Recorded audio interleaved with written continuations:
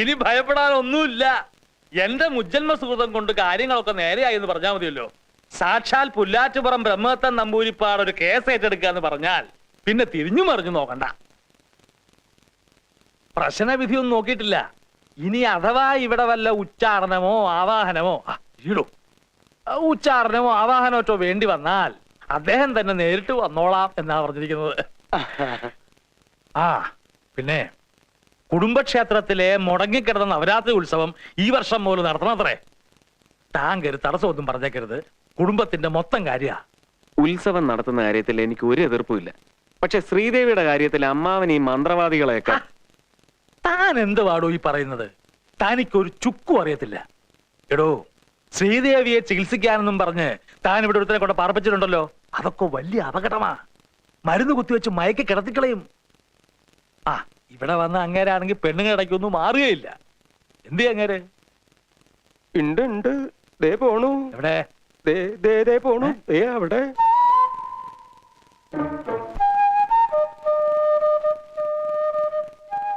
ചേടാ, ഇയാൾ ഇവിടുന്ന് പറഞ്ഞു വിടാൻ എന്താ വഴി? ഡോക്ടറാണ് പോലും. എന്ത് ഡോക്ടർ? ഇയാൾ ഇവിടെ ഉള്ളവരെ മുഴുവനും ഭ്രാന്ത് പിടിപ്പിക്കും. ഞാൻ അളിയോ തമ്പിളിയാ,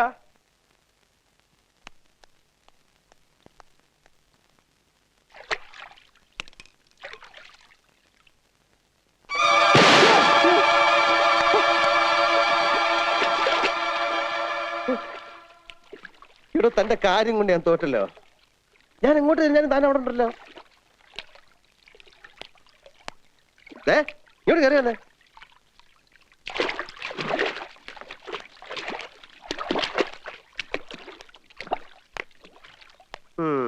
എന്താ താൻ എന്താ പഠിക്കുന്നത്?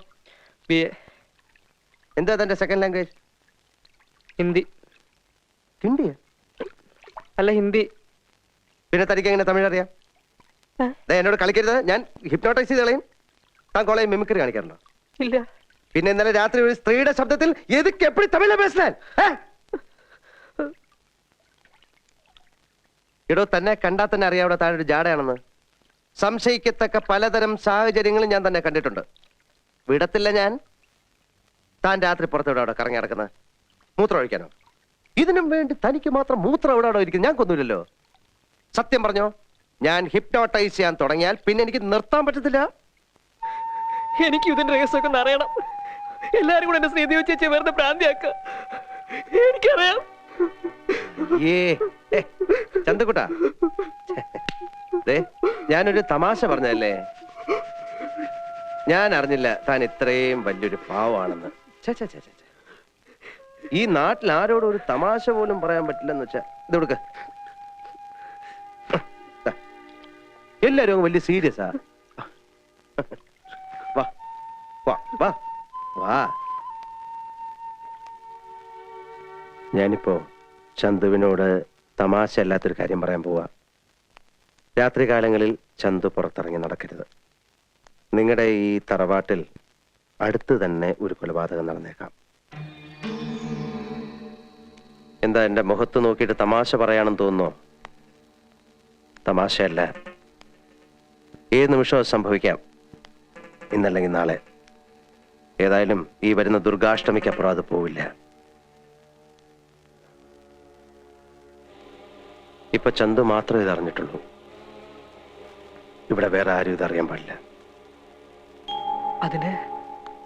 അതിനെന്താ ചെയ്യേണ്ടത്?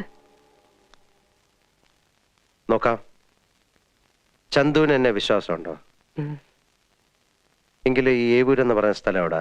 ഏവൂരോ? അതങ്ങ് ദൂരെയാ. അതെ, നമുക്ക് രണ്ടുപേർക്കും കൂടെ ഇന്ന് അവിടം വരെ ഒന്ന് പോണം. താമസിക്കണ്ട.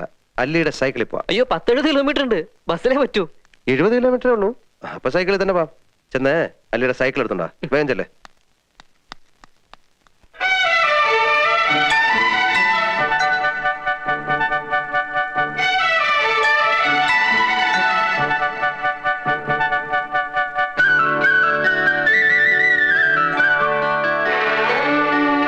പലവട്ടം പൂക്കാലം വഴി വഴിതെറ്റിപ്പോയിട്ടങ്ങൊരു നാളും പൂക്കാമാങ്കൊമ്പിൽ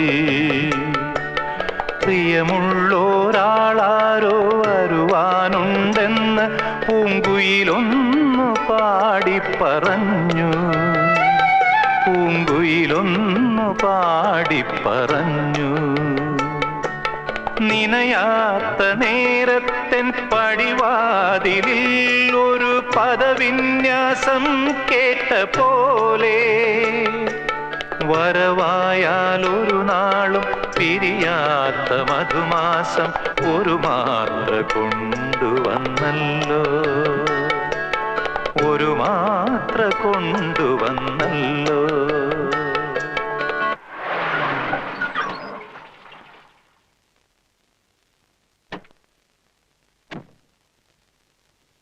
ആരും ഇല്ല ഇവിടെ.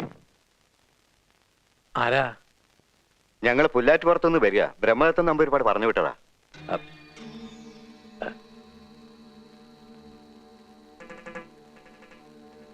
ഇവിടുത്തെ പ്രശ്നവിധികളും ഒരു ചാർത്തും തന്നേച്ചിട്ടുണ്ട്.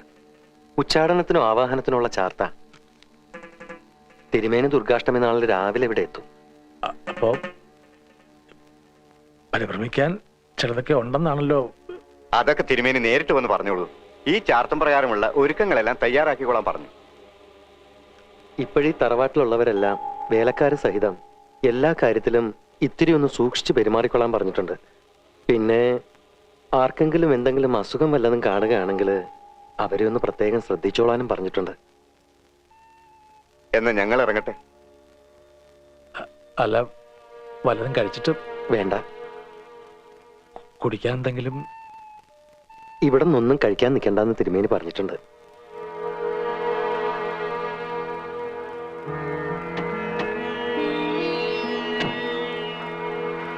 കേട്ടില്ലേ? ഇനിയിപ്പോ എന്താ ചെയ്യാ? തിരുമേനി വരണ വരെ ശ്രീദേവിയെ സൂക്ഷിക്കണം അത്രേ. സൂക്ഷിക്കണം എന്നൊക്കെ പറഞ്ഞ പിടിച്ച് പൂട്ടിയിടണം. ശ്രീദേവിയെ പൂട്ടിയിടണം. തനിക്ക് എന്താ ഇത്ര നിർബന്ധം? എന്ത് ചെയ്യണമെന്ന് ഞങ്ങൾ തീരുമാനിച്ചോളാം. പൂട്ടിയിടണം എന്നാ എന്റെ അഭിപ്രായം. തന്നെയാ ശരിക്കും പൂട്ടിയിടേണ്ടത്. തൊടലും പൊട്ടിച്ചിറങ്ങിയിരിക്കുക. അമേരിക്കന്ന് അത്രേ.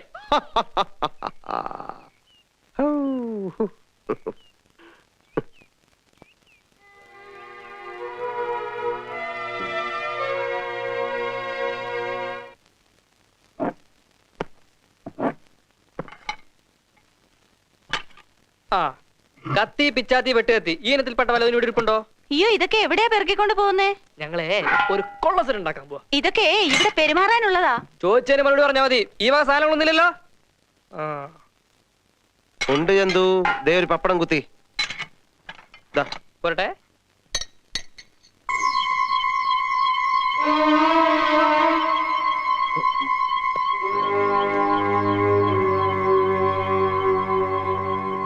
ഇത് ഇത് ഇതാ ആരാ ഇവിടെ കൊണ്ടിട്ട്? ഇത്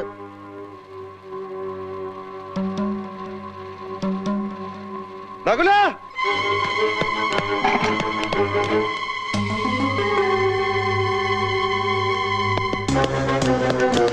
നകുല,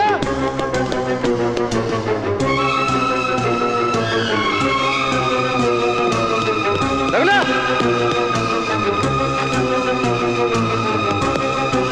അത് കുടിക്കേ.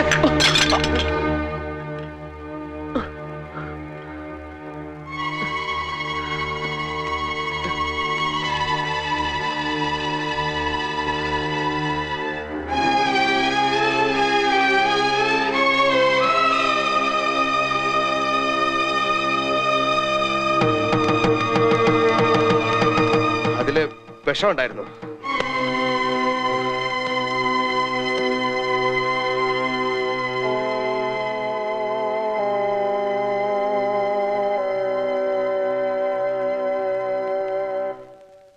ഞാൻ പറഞ്ഞില്ലേ ശ്രീദേവി പൂട്ടിയിടണം. ശ്രീദേവിയെ പൂട്ടിയിടണം. ശ്രീദേവിയെ പൂട്ടിയിടണം.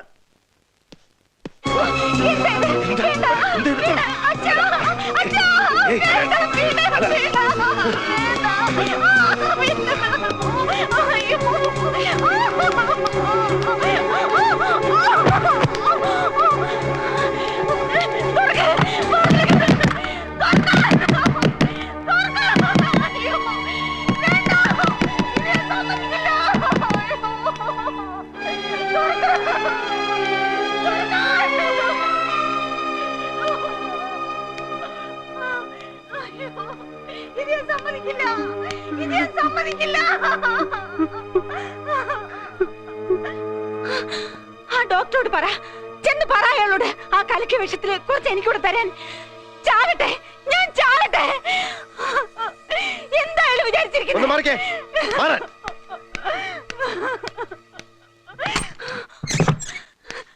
അത് ചെയ്തത് ഞാനാണോ? പറ പറ, ഞാനാണോ അത് ചെയ്തത്? പറ, ഞാനാണോ അത് ചെയ്തത്?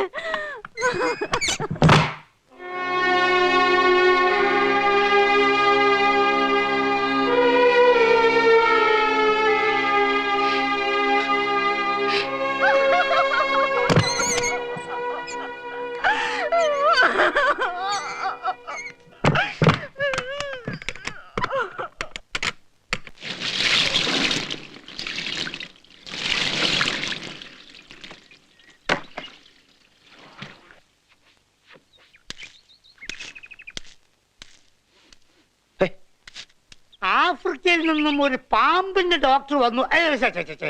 അമേരിക്കയിൽ നിന്നൊരു ഭ്രാന്തിന്റെ ഡോക്ടർ വന്നു എന്ന് നമ്മുടെ ശാന്തമ പറഞ്ഞു. ആ എന്നാലൊന്ന് കണ്ടേക്കാന്ന് കരുതി അങ്ങോട്ട് ഇറങ്ങിയിരിക്കാം. കണ്ടോളൂ, ഞാനാണ് ഭാഗ്യവാൻ. നമ്മുടെ ദാസപ്പൻ കുട്ടിയും രാജപ്പനും കുട്ടപ്പനും ഒക്കെ പറയുന്നു എന്റെ പെരുമാറ്റത്തിൽ എന്തെല്ലോ മാറ്റങ്ങളുണ്ടെന്ന്. ഡോക്ടർ ഒന്ന് നോക്കിക്കേ.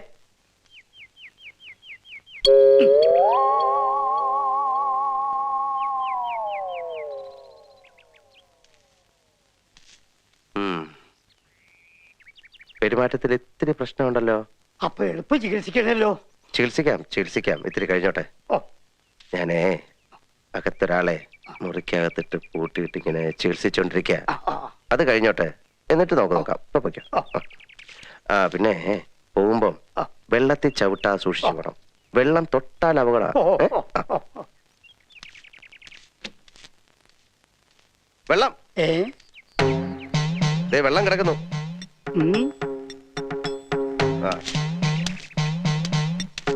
വെള്ളം വെള്ളം വെള്ളം വെള്ളം. വർഷങ്ങളായിട്ട് മുടങ്ങിക്കിടന്ന നവരാത്രി ഉത്സവമാ. ഉത്സവം നടത്തണമെന്ന് പുല്ലാറ്റുപുറം തിരുവന് പറഞ്ഞാ പിന്നെ മറുവാക്കില്ല. 3 ദിവസത്തെ കാര്യമേ ഉള്ളൂ. എല്ലാവരും ചേർന്ന് അതങ്ങ് ഭംഗിയാക്കുക, അത്രേ ഉള്ളൂ.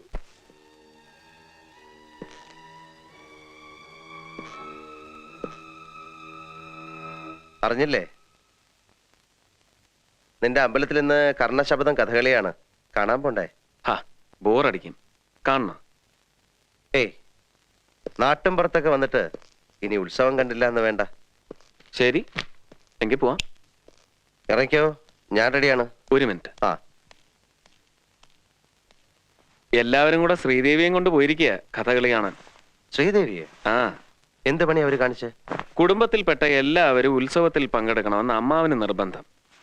നിന്നെ അവഗണിച്ച് അവരിവിടെ ആവാഹനവും മറ്റും നടത്താൻ പോവല്ലേ. സാരല്ല, എങ്ങനെ വരുമെന്ന് നോക്കാം.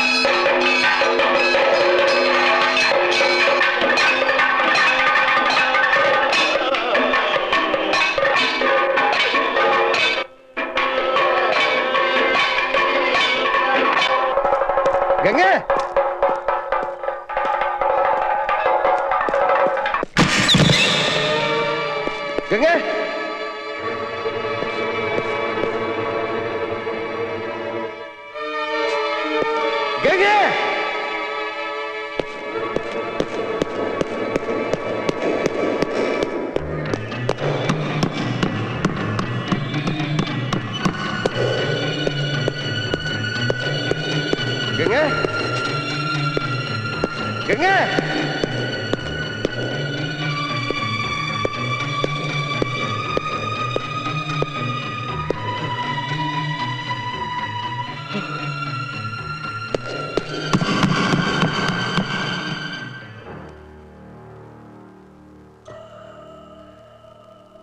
ഗംഗ എവിടെ?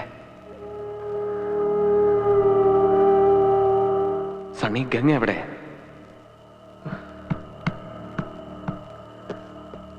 സണ്ണി, ഗംഗ എവിടെ എന്താണ് ചോദിച്ചത്? നോക്കാം.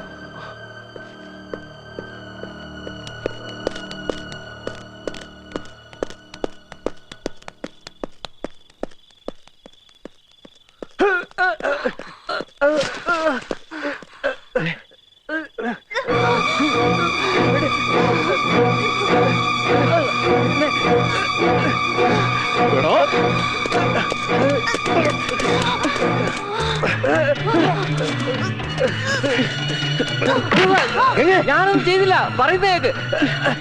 അവനാണ് എന്നെ വെറുതെ വിടന്നെ. ഞാൻ പറയുന്നേക്ക്, ഞാനൊന്നും ചെയ്തില്ല. പറയണ്ടോ? സണ്ണി എന്താ ഈ കാണിക്കുന്നത്? അയാളെ ചെയ്തത്. നീ പോയി ഗംഗയെ നോക്ക്. ഞാനൊന്നും ചെയ്തില്ല, അവരാണ്. I know. Hold down. Come. I need your help. ഗംഗേ, Come.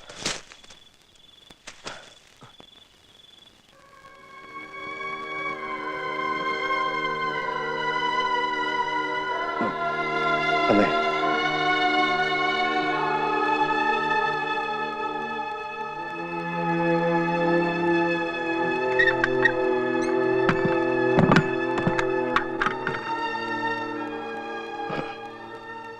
Nakula, ഞാൻ കരുതിയിരുന്നതിലും വളരെ മുൻപ് തന്നെ വേദനിപ്പിക്കുന്ന കുറെ കാര്യങ്ങൾ നീ ഇപ്പോൾ അറിയാൻ തുടങ്ങിയാണ്.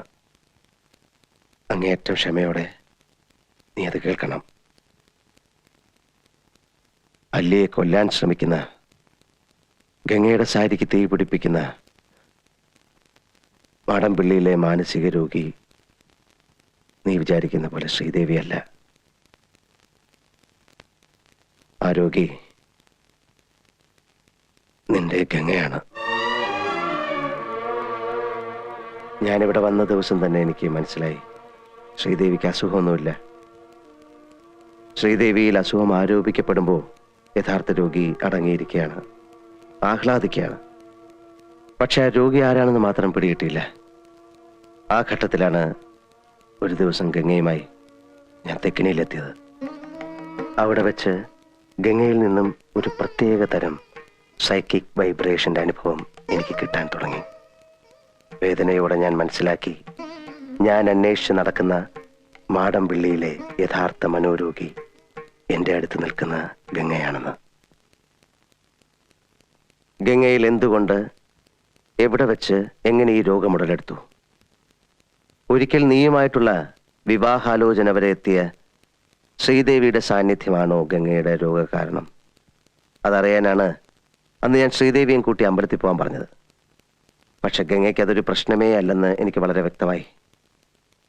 പഴങ്കഥയിലെ നാഗവല്ലിയുടെ ഒരു കാര്യം പറഞ്ഞ് ഗംഗയെ പ്രകോപിപ്പിക്കാൻ ഞാൻ ശ്രമിച്ചു. നാഗവല്ലിയുടെ ചിലങ്കയെ ചൊല്ലി എന്തൊക്കെയോ പറഞ്ഞ് ഞാൻ ഗംഗയോട് എതിർത്തു. ഗംഗ പ്രതികരിച്ചു, അതിശക്തമായി, അസാധാരണമായി. അപൂർവമായ ഒരു മനോരോഗത്തിന്റെ അഗ്നികുണ്ഡങ്ങൾ ഗംഗയുടെ കണ്ണുകളിൽ ജ്വലിക്കുന്നത് ഞാൻ ആദ്യമായി കണ്ടു. ആ നിമിഷങ്ങളിൽ ഒരു നിമിഷം ഗംഗ നാഗവല്ലിയായി മാറുകയായിരുന്നു. ഗംഗയുടെ അസുഖം അതാണ്. ചില നേരങ്ങളിൽ ഗംഗ നാഗവല്ലിയായി മാറുന്നു. നമ്മൾ പത്രങ്ങളിലൊക്കെ വായിക്കാറില്ലേ, 11 വയസ്സുള്ള മുസ്ലിം ബാലിക 71 വയസ്സുള്ള ഒരു വാര്യസാരായി പെരുമാറുന്നു, സംസാരിക്കുന്നു, സംസ്കൃത ശ്ലോകം ചൊല്ലുന്നു എന്നൊക്കെ. പഴമക്കാർ ഇതിനെ ബാധ കൂടിയതാണെന്നൊക്കെ പറയും. സൈക്യാട്രിയിൽ സ്പ്ലിറ്റ് പേഴ്സണാലിറ്റി, ഡ്യുവൽ പേഴ്സണാലിറ്റി, അതായത് അപര വ്യക്തിത്വം, ദ്വന്ദ്വ വ്യക്തിത്വം, പൊസഷൻ സ്റ്റേറ്റ് തുടങ്ങിയ ലഘു മനോരോഗങ്ങളായിട്ടാണ് ഇതിനെ കാണുന്നത്. ചികിത്സിച്ചില്ലെങ്കിൽ ഇവിടെ ഗംഗയിലെ ആ മറ്റൊരാൾ നാഗവല്ലിയാണ്. ഈ രോഗബാധയുണ്ടാകുമ്പോൾ രോഗിക്ക് അമാനുഷികമായ കഴിവുകളാണ്. അർദ്ധരാത്രിയിൽ നിന്റെ കിടക്കയിൽ നിന്ന് നാഗവല്ലിയായി എഴുന്നേൽക്കുന്ന ഗംഗയ്ക്ക് നിന്റെ ഉറക്കത്തിന്റെ ആഴമളക്കാം. നീ എത്ര സമയം ഉറങ്ങും, ഏത് സെക്കൻഡിൽ ഉണരും ഒക്കെ അറിയാം. പകൽ സമയങ്ങളിൽ നിന്നോടൊപ്പം നടന്ന് നീ പോലും അറിയാതെ പലതും എറിഞ്ഞുടയ്ക്കുന്നു. കത്തിക്കുന്നു. രാത്രികാലങ്ങളിൽ നൃത്തം പഠിച്ചിട്ടില്ലാത്ത ഗംഗ തമിഴ് പാട്ട് പാടി നൃത്തം ചെയ്യുന്നു. പക്ഷെ ഇതൊക്കെ താനാണ് ചെയ്യുന്നതെന്ന സത്യം പാവം ഗംഗ അറിയുന്നില്ല. ഗംഗയിലെ മനോരോഗിയുടെ സഞ്ചാര ദിശയും ലക്ഷ്യവും കണ്ടെത്താനായി ഞാൻ അന്ന് അർദ്ധരാത്രിക്ക് തെക്കിനിയിലെത്തി. ഗംഗയിലെ ചിത്തരോഗിയുമായി സംസാരിച്ചു. ഭാഷ തമിഴായിരുന്നു. ന്യൂറോസിസിൽ തുടങ്ങി സൈക്കോസിസിന്റെ, ചിത്തഭ്രമത്തിന്റെ സങ്കീർണമായ മേഖലകളിലൂടെ സഞ്ചരിച്ച് വല്ലാത്ത ഒരു കൊലപാതക പ്രവണതയുമായി നിൽക്കുകയായിരുന്നു ഗംഗ അന്നവിടെ. എന്തെങ്കിലും എനിക്ക് ചെയ്യണമെങ്കിൽ ഗംഗയുടെ ബാല്യത്തെക്കുറിച്ച് അറിയണമായിരുന്നു. ഞാൻ ചന്തുവിനെയും കൂട്ടി പുറപ്പെട്ടു ഗംഗ ജനിച്ചു വളർന്ന ഏവൂർ എന്ന ഗ്രാമത്തിലേക്ക്. ആ നാട്ടുംപുറത്ത് ഒരു വലിയ തറവാടിന്റെ അകത്തളത്തിൽ മുത്തശ്ശിയോടൊപ്പം പുള്ളുവൻ പാട്ടും പഴങ്കഥകളും കേട്ടു വളർന്ന ഒരു കൊച്ചു പെൺകുട്ടി. അവളെ 3 വയസ്സ് തികയും മുമ്പേ മുത്തശ്ശിയുടെ കയ്യിലേക്ക് വലിച്ചെറിഞ്ഞിട്ട് ഉന്നത ഉദ്യോഗത്തിന്റെ തിരക്കുമായി കൽക്കട്ടയിലേക്ക് പോയ അച്ഛനമ്മമാർ. അച്ഛന്റെയും അമ്മയുടെയും വരവും കാത്ത് ഉച്ചഗംഗ ദിവസങ്ങളോളം പടിപ്പുര വാതിലിൽ വിജനമായ വഴിയിലേക്ക് കണ്ണും നട്ടിരിക്കും. പക്ഷേ ആരും വന്നില്ല. ഗംഗ SSLCക്ക് പഠിക്കുന്ന കാലം. ഗംഗയായിരുന്നു ആ സ്കൂളിന്റെ റാങ്ക് സ്വപ്നം. പരീക്ഷയ്ക്കുള്ള തത്രപ്പാടിനിടയിൽ ഗംഗ അറിയുന്നു കൽക്കട്ടയിലെ പ്രസിദ്ധമായ ഒരു കോളേജിൽ അഡ്മിഷൻ ശരിയാക്കിയിട്ട് അച്ഛനമ്മമാർ വരുന്നു തന്നെ കൽക്കട്ടയിലേക്ക് പറിച്ചു നടാൻ. ആ കൊച്ചു മനസ്സ് പിടഞ്ഞു. പഠിപ്പ് നിർത്തിവെച്ച് രാത്രികളിൽ ഉറക്കമില്ലാതെ ഗംഗ അലഞ്ഞു നടന്നു ആരിൽ നിന്നൊക്കെയോ രക്ഷപ്പെടാൻ. പരീക്ഷയുടെ 1-ാം ദിവസം ഉത്തരക്കടലാസുകൾ വലിച്ചു കീറിയിട്ട് ഭ്രാന്തിയെപ്പോലെ സ്കൂൾ അങ്കണത്തിലൂടെ ഓടിയ ഗംഗയെ ആ ഹെഡ് മിസ്ട്രസ് ഇന്നും ഓർക്കുന്നു. അതായിരുന്നു ഗംഗയ്ക്കുണ്ടായ ആദ്യത്തെ സൈക്കിക് ഡിസോർഡർ. മുത്തശ്ശി ഒരുക്കിയ മന്ത്രവാദ കളത്തിൽ അനുസരണയോടെ അവളിരുന്നു. അച്ഛനമ്മമാർ പറന്നെത്തി. വന്നപാടെ അവർ ഗംഗയും കൊണ്ട് തിരിച്ചു പറന്നു കൽക്കട്ടയിലേക്ക്. അവിടെ ഏതെങ്കിലും സൈക്കാട്രിസ്റ്റിനെ കാണിച്ചു കാണണം. അയാൾ എന്തെങ്കിലും മരുന്നും കൊടുത്തു കാണണം. എനിവേ, ഉണർന്നെഴുന്നേറ്റ ഗംഗ കഴിഞ്ഞതെല്ലാം മറന്നു. അവൾ കൽക്കട്ട നഗരത്തിന്റെ സന്തതിയായി. എങ്കിലും രോഗസാധ്യത, possibility of another psychic disorder ഗംഗയിൽ ഉറങ്ങിക്കിടന്നു വർഷങ്ങളോളം. പിന്നെയായിരുന്നു നീയുമായിട്ടുള്ള വിവാഹം. വിവാഹം കഴിഞ്ഞ് നിന്റെ അമ്മയിൽ നിന്ന് ഗംഗ ഈ ഗ്രാമത്തെ പറ്റിയും ഈ തറവാട്ടുകെട്ടിനെ പറ്റിയും കേൾക്കുന്നു. ഗംഗ വന്നു നിന്നോടൊപ്പം. പക്ഷെ ഇവിടെ ഗംഗ എതിരേറ്റത് തിളങ്ങുന്ന ചമയങ്ങളും കടുത്ത ചായക്കൂട്ടുകളുമുള്ള പഴങ്കഥകളും അന്ധവിശ്വാസങ്ങളുമായിരുന്നു. അടിച്ചമർത്തപ്പെട്ട നാഗവല്ലി എന്ന കഥാപാത്രത്തിനോട് തോന്നിയ സിമ്പതി പിന്നൊരു എമ്പതിയായി മാറി. തീഷ്ണമായ ഒരുതരം തന്മയി ഭാവം. താൻ നാഗവല്ലിയാണ് എന്നൊരു തോന്നൽ. ഗംഗയുടെ സ്വന്തം വ്യക്തിബോധത്തെ എന്നേക്കുമായി കീഴടക്കിക്കൊണ്ട് ആ മനസ്സ് പൂർണ്ണമായും നാഗവല്ലിയായി മാറാൻ തുടങ്ങുകയാണ്. അതനുവദിച്ചുകൂടാ, ചികിത്സിക്കണം. അതിനാദ്യം വേണ്ടത് താനൊരു രോഗിയാണ് എന്നുള്ള കാര്യം ഗംഗയെ ഒരിക്കലും അറിയിക്കാതിരിക്കുക എന്നതാണ്. ഇപ്പൊ നമ്മൾ 3 പേരെ കൂടാതെ ഈ കാര്യമെല്ലാം അറിയാവുന്ന ഒരാൾ കൂടിയുണ്ട് ഈ വീട്ടിൽ, ശ്രീദേവി. ഒരിക്കൽ എല്ലാവരുടെയും മുൻപിൽ വെച്ച് ഗംഗയുടെ രോഗം പുറത്തു വരാൻ പോകുന്നു എന്ന് തോന്നിയ ഒരു ഘട്ടത്തിൽ അതൊഴിവാക്കാനായി ഞാൻ ശ്രീദേവിയെ മുറിയിലിട്ട് പൂട്ടി. പിന്നീട് ഞാൻ ആവശ്യപ്പെട്ടപ്പോൾ നിനക്ക് വേണ്ടി, നിന്റെ ഭാര്യയ്ക്ക് വേണ്ടി 1000 തവണ വേണമെങ്കിലും ഭ്രാന്തിയായി അഭിനയിക്കാമെന്ന് ഏറ്റവളാണ് അവൾ. നകുലേട്ടാ, നകുലേട്ടാ, ഈ വാതിലൊന്ന് തുറന്നേ. ഇതാരെ പൂട്ടിയേ? നകുലേട്ടാ,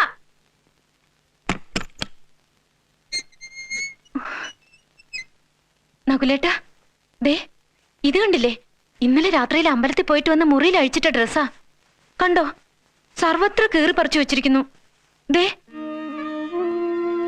ശ്രീദേവി ആയിരിക്കും. അല്ലാതെ പിന്നെ ആരാ? സാരമില്ല. ഇന്നലെ കഥകളിയൊക്കെ എങ്ങനെ ഉണ്ടായിരുന്നു? മുഴുവൻ കണ്ടില്ലല്ലോ. ഉറക്കം വന്നിട്ട് എപ്പോഴാ തിരിച്ചു വന്നെന്ന് അറിയില്ല. അല്ല, മഹാദേവനോ എപ്പോ വന്നു? കുറച്ചു നേരമായി. അതുകൊള്ളാം. എന്നിട്ടാണോ നകുലേട്ട എന്നോട് പറയാതിരുന്നേ? നിങ്ങളിരിക്കെ ഞാൻ ഇപ്പൊ കാപ്പി കൊണ്ടുവരാം.